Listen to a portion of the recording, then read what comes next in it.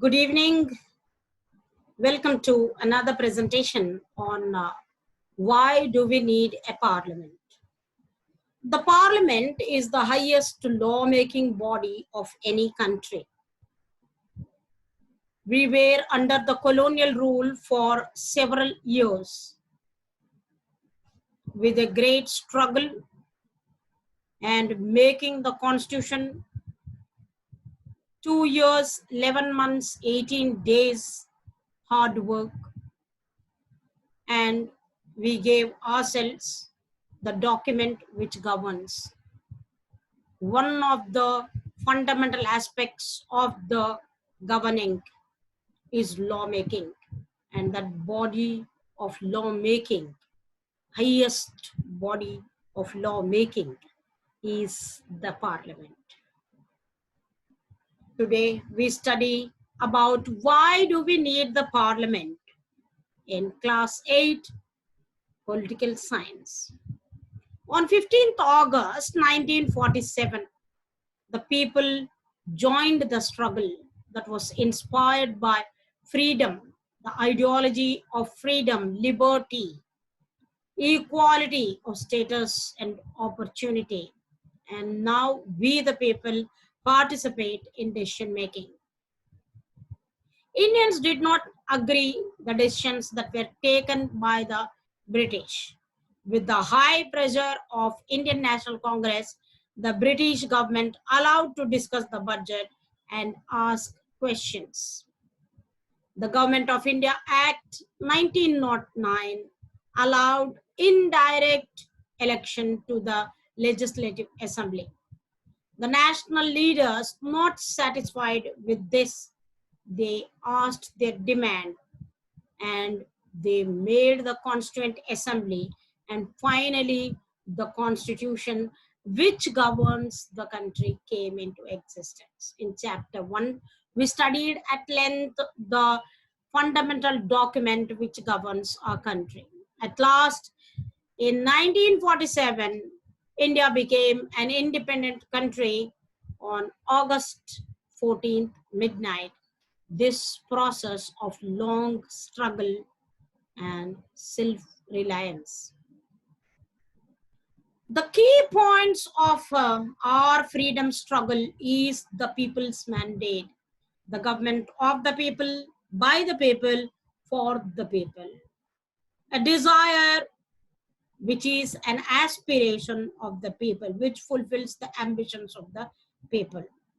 The approval and the participation of the people with the universal adult franchise.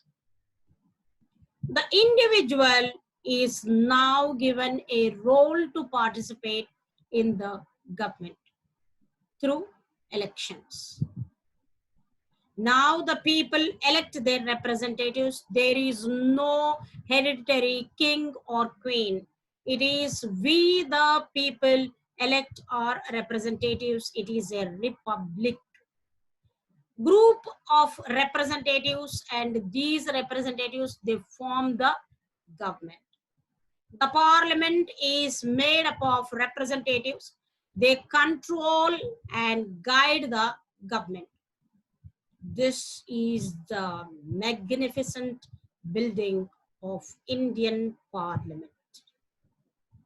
The spectacular building where the intellectuals from every nook and corner of the country who are selected and elected through a process of universal adult franchise step up and take our values and inspirations and make the rules which are applicable to each one of us. Now, the parliament, what does it consist of? The Parliament of India consists of the President, the Rajya Sabha, the Lok Sabha. The President is the first citizen of the country, indirectly elected. The Rajya Sabha and the Lok Sabha. Rajya Sabha is the upper house and the Lok Sabha is the lower house. The citizens who are above 30 years who contest, indirectly they are elected to the Rajya Sabha. and the citizens who are above 25 years who fulfill all the guidelines given by the election commission, they contest for the Lok Sabha. The Lok Sabha is called the House of People and the Rajya Sabha is called the Council of States. The Rajya Sabha is a permanent house and the Lok Sabha is a temporary house.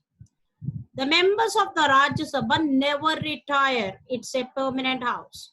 Only 1/3 of the members retire. I mean to say, the house is never empty. There are 1/3 of the members who are retiring every 2 years. And the Lok Sabha dissolves. It can be dissolved after the completion of the term of 5 years. Fresh elections can be conducted to Lok Sabha, and Rajya Sabha, the term is 6 years.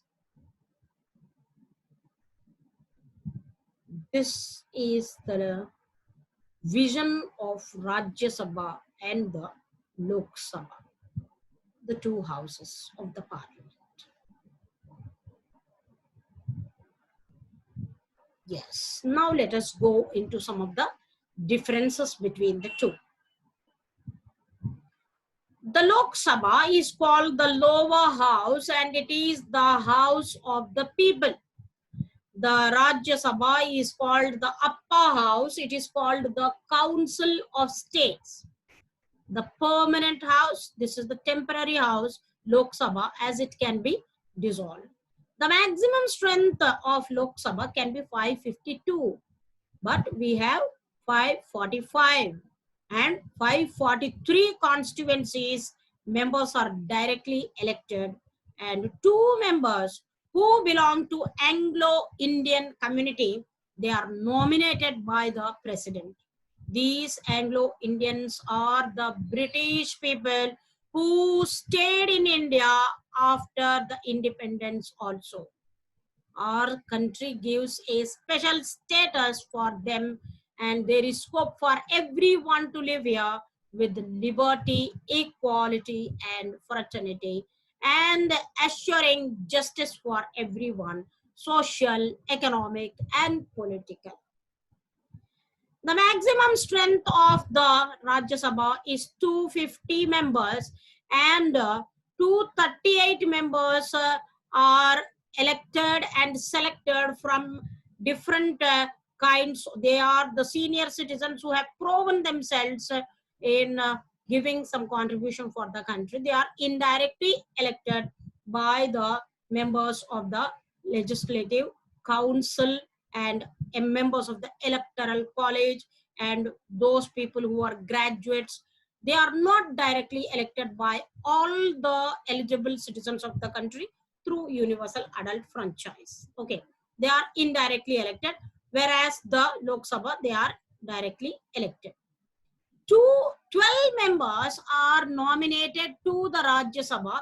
They hail from different kinds of fields in architecture, different kinds of fields like literature.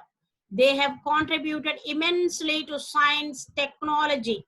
In different fields, they have expressed their strength. There is recognition for them. They have been known in those particular fields. Who presides over these two houses? It is the speaker who is the head of the Lok Sabha, and it is the vice president who is the head of the Rajya Sabha. The members are elected for 5 years in the Lok Sabha and the members are elected for 6 years in the Rajya Sabha. What is the role of the parliament? The parliament is the highest lawmaking body. It has to select the national government. It is a government which makes the rules and regulations which are applicable to all the people of the country. To select the national government, number 1. Number 2, to control, guide and inform the government. Number 3, the lawmaking, the laws which are applicable to the nation. To select the national government, the parliament consists of the Lok Sabha election list prepared 543 constituencies plus 2 members of Anglo-Indian community. Elected members, 272 members, they form the government. So when the elections take place, whichever party gets at least 272 seats, they can form the government. If no party gets the majority, then what do? There is an option. The coalition government will come to it in the third point. The opposition party who do not get 272 members of strength in the Lok Sabha, they sit in the opposition.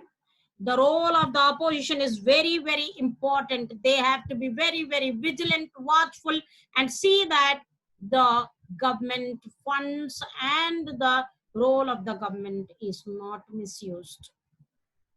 They select the executive. The prime minister is the leader of the ruling party. He again selects the council of ministers. For them, different portfolios are given. Portfolios are the offices which they assume, like education, health, finance, irrigation, transportation, like that. Then the party which does not get the majority, 2 or more parties come together, they form an entity. Such an entity is called as coalition. The coalition government forms the government. The president invites the leader of that coalition government to come and take the prime ministership. Such kind of coalitions which exist in our country are NDA, National Democratic Alliance, with the leadership of BJP, UPA, United Progressive Alliance, with the leadership of Congress. Now, what is the main role of these two houses? The bill which has to pass has to become a law. The important role is reviewing and altering the bill.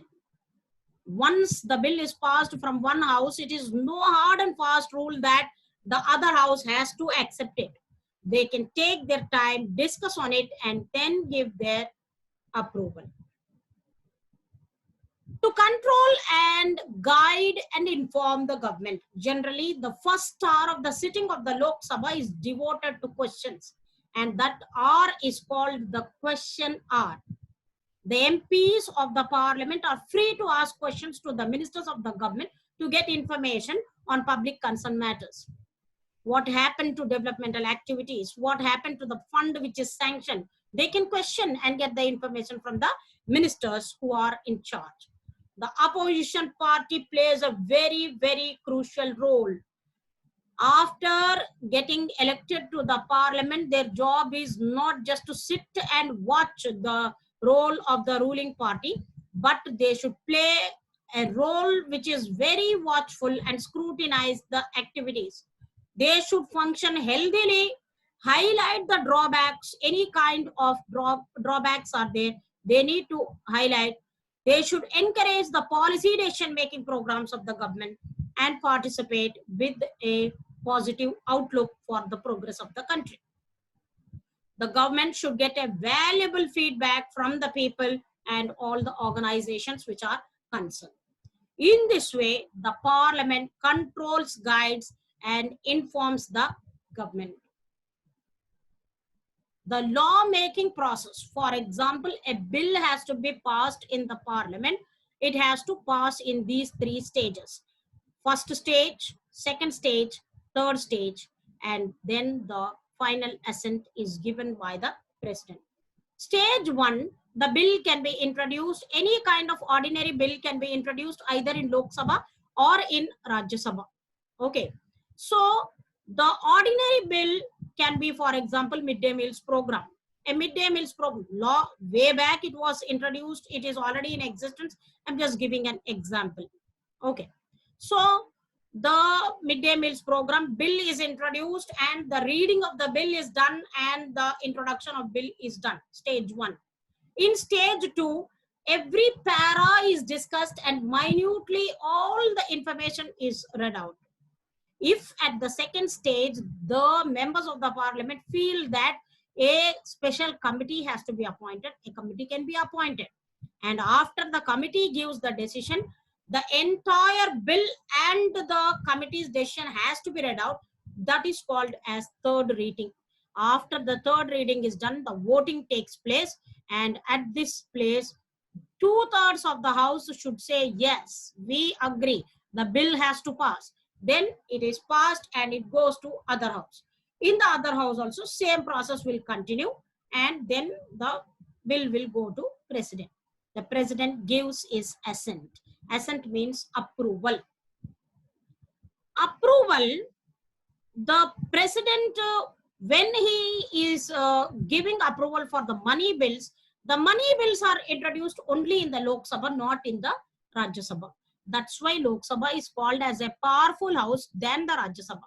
Before introducing, prior to the introduction, the approval of the president is already taken, and then it is introduced.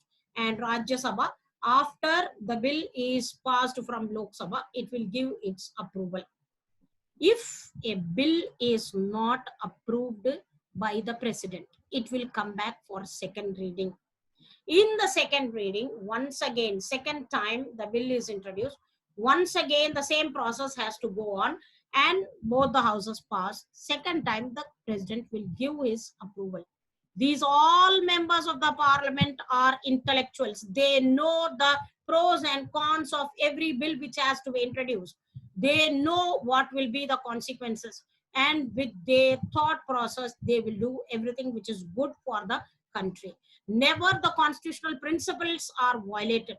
If any constitutional principles are violated, the Supreme Court interferes, and then it declares the bill as null and void. Who are the people in the parliament? From where do they come? The people in the parliament are the people who are elected by political process, which is called as elections. The political parties play the role of uniting. This is also a spirit of nationalism. They recruit members from every nook and corner of the country, and they may belong to any caste, any creed, any region, any language, any culture, whatever may be their ethnicity, but they are elected if they fulfill the party agenda. Agenda is the goal which the party wants to attain. So these people come from different backgrounds. There are certain seats reserved for people who are minorities, who are Dalits, who are Adivasis, and also reservation for women. Because these sections did not have important role, or they were neglected, they were subjugated, they were oppressed for times immemorial. So to give a chance for these sections to come up and express their community desires, aspirations, and developmental aspects, reservation is given for them. So reservation for women 60 years ago was 4% MPs only. 33% is there for women, but number of people who are coming to represent the women section, 4% it was 60 years ago. Today is just 9% above. So several young women who are intellectuals, they should come and they should feel that this is my country. Politics is a game of intelligence. Chanakya, an intelligent man who gave the Artha Shastra, he told that it is an intelligent game. And this intelligent game, only intelligent people can play. We should not sit outside and criticize the government. Instead, enter into the government, weed out the anti-social elements, give your intelligent thought for the developmental process of this mighty country. I hope many young women will come forward and they will contribute for the development of our country. Why do we need a parliament? I think I am clear. Thank you, children.